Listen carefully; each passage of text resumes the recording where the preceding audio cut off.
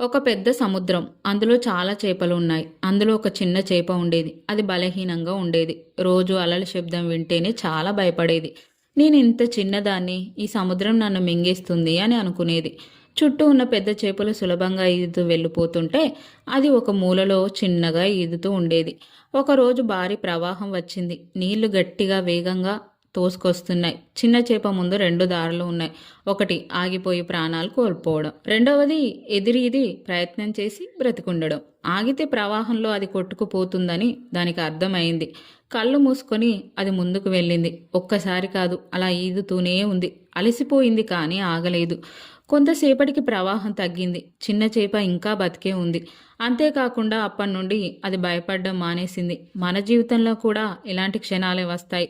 సమస్యలు పెద్దవిగా కనిపిస్తాయి. మనం చిన్నవాళ్ళమని అనిపిస్తుంది. కానీ గుర్తుపెట్టుకో, సమస్య వచ్చిందని ఆగిపోతే జీవితం అక్కడే ఆగిపోతుంది.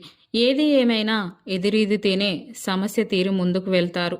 Please like, share, subscribe.